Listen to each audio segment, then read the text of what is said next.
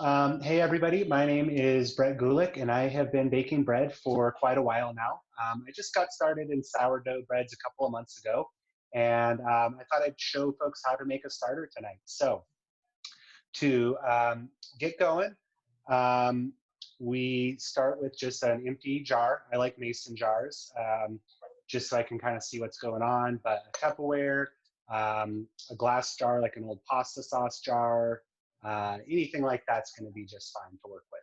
So what you'll want to do is, actually before we get into making this, let's just talk through a few things first. So I'm going to run through the ingredients. First ingredient you want is water. Now you're welcome to use tap water, but I find it helpful to go ahead and pour my tap water the day before I'm going to bake with it or make my starter with it. That's going to allow the chlorine in that tap water to dissipate. And I think we all know that chlorine is put into water to help kill different germs and bacteria and stuff like that. And since we actually want to promote that growth of yeast and bacteria, we want to start with a less chlorinated water. So if you have filtered or distilled, great. I've been doing the tap water. I just pour one of these big mason jars the night before I plan to do anything, let that sit on the counter overnight, and then start baking with it. You can throw a towel over that or something. Just you want it to be breathable, but a towel will help keep like dust and bugs and critters out. This time of year, I'm not so worried about fruit flies, but maybe later in the summer.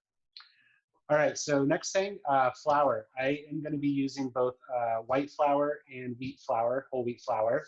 If all you have is all-purpose or white flour, no big deal. That'll work just fine. Starter now. All right, so let's get going on this. So to get going, I'm going to mix 100 grams of flour. So I'll do 50 grams of white flour and 50 grams of whole wheat flour. And then, so yeah, let me get that going. All right, I do have a quarter cup here. I noticed for me, a heaping quarter cup is about 50 grams. It's probably closer to a third of a cup, but this fits in my jar really nicely and I don't make a big of a mess with it. So that's what I'm using. All right, so there's 50 grams of the white and then 50 grams of the wheat. And I'm hair over, so back a little out. All right, there we go. So 100 grams of flour. Next, I am going to weigh out 150 grams of water. With this one, you can use a measuring cup because a milliliter of water weighs 1 gram. So I kind of use the measuring cup to eyeball it. So that's 150 grams right there. I'll start pouring. And yeah, right on the money. That line lines up with the 150 mark, and then that's 150 grams of water. So easy peasy that way. So now I'm going to pour the water into my flour mixture here. And then to stir it, I like to use a wooden spoon, but I actually like to use it upside down. I stir with the handle. I find something that's a little smaller around like this does a really nice job of mixing without getting too gunked up. And yeah, I've just found it to work the best. I've tried all kinds of stuff. I've tried rubber spatulas. I've tried chopsticks. I broke a chopstick doing this one day. So yeah, I like to do the handle of a spoon. And then when I'm mixing this, I just want to make sure everything's incorporated pretty well. You might have some small lumps in there. That's okay. All of my lumps right now are a little smaller than a pea. And then I'm going to scrape this back into here. I'm also making sure all the flour is kind of scraped off the bottom of this jar. Get that chunk back in there and mix it around. So it is helpful if you have something clear because you can see if that's how well that's mixing up and if there's anything on the bottom we need to worry about. That is really it to make the starter, to get it going. It's pretty juicy, it's pretty runny. It's a lot more runny than my mother is. This guy, I keep the hydration quite a bit lower to slow that activity down so I don't have to feed this as often. So that doesn't really run. It just kind of holds still there. Okay, so I told you that this is done, and that's true. That's done for today. But tomorrow we're going to actually have to come back and feed it. So to feed it, you're going to start with a clean jar. And when you feed this, you want to be fairly consistent. So if you're making this with me tonight, you're going to want to feed this tomorrow night. Now, you don't have to do it at exactly 7:45 or anything. You probably have a couple hours there, but just be consistent. If you're going to feed it at night, feed it at night. If you're going to feed it in the morning, feed it in the morning.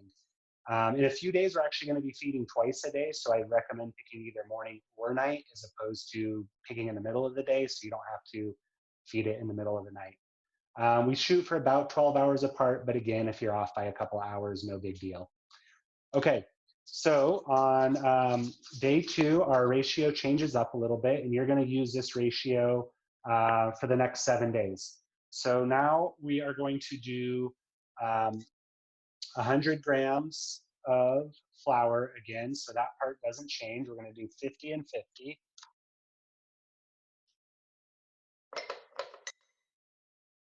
And a little heavy again. Okay. So there's the flour, and then instead of 150 grams of water, we're going to do 125 grams of water. All right. So a little bit less this time, but that's what we're going to be looking for. Now, I'm not going to mix this right now. I'm actually going to save this for tomorrow because I'm going to build along with you guys and see what happens to my fermentation. That way, you know, if you guys have questions, please reach out. I can kind of talk you through where I'm at, give you updates. This thing is going to probably get kind of crazy and active, you know, on day 2 or day 3. Then it's going to die off and nothing's going to happen for a few days. And then hopefully by day 6 and 7, you're starting to see it get a little more vigorous and kind of predictable with how it's growing. So, so then the last thing I'm going to add to this tomorrow is some of my day 1 starter. So this is going to get 75 grams of starter. So again, the mixture is 100 grams of flour, 125 grams of water, and 75 grams of starter. And then let's see. So day 3, like I said, you're basically going to do the same thing as day 2. You're going to get up, you're going to mix the same ratio of flour, water, and starter. You're going to use your day 2 starter instead of your day 1. You know, each day you are going to be throwing some starter away, and that's just kind of the nature of this to get it up and going. All right, so then on day 4, we are going to start doing our 2 feeds a day. So the ratios don't change. It's still going to follow the same feeding program of the 100 grams of flour, 125 of water, and 75 of the starter. But this time you're going to do it morning and night. So, so on day 7, I change up my ratio again. I'm going to be feeding 100 grams of flour, 100 grams of water, so less water, and then 50 grams of starter, so less starter.